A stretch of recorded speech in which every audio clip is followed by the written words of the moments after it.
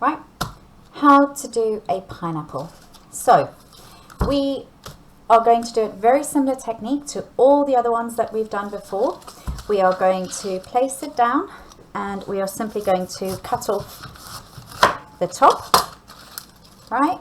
And then we're going to flip it over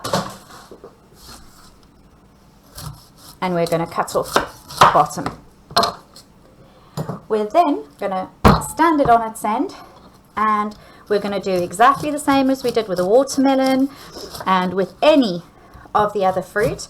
We're going to follow the curve of the pineapple and we're going to go all the way around. Now I'm going to show you a few ways of doing a pineapple. You do not want to cut into it too far, but the further you cut in to try and get rid of these little eyes, we call them eyes, the more of your actual pineapple you're losing. So try not to do that. I'm going to show you how to get rid of the eyes without having to get rid of most of your pineapple. So you're going to keep going. You're going to keep going all the way around.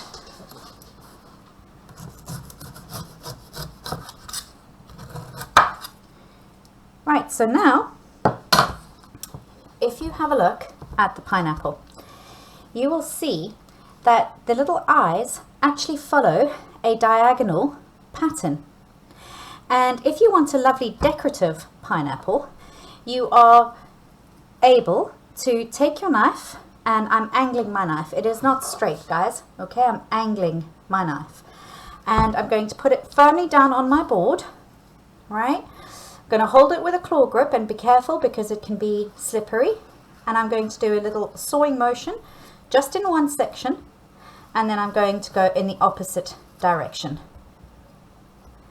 And I'm going to remove that. And then I'm going to follow that line down, and I'm going to do the same with that last little one. And I'm going to do that all the way around, and then I'll show you what that looks like. Right, so now you can see that I've done that, and it doesn't matter if you leave one or two. You can keep going until you've got rid of all of them. Don't worry about these tiny little things over here. I wanted to show you, for such a big fruit, the seeds of a pineapple are absolutely tiny. Whereas a mango, which is, you know, a quarter of the size, has a pip that's this big. Nature is an amazingly strange and wonderful thing. But now what we're going to do is we're going to flip the pineapple upright again, and guys, please be careful because it is slippery, and we're going to use bridge hold and we're going to slice it all the way down. We're then going to hold it together through 90 degrees and we're going to do the same thing again.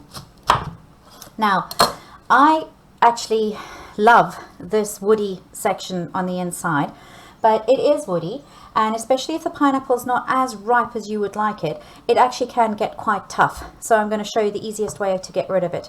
So we've quartered it, and you're now again going to hold nice and tight, claw technique, and you're simply going to take all the way from the top down to the bottom, and that's it, removed.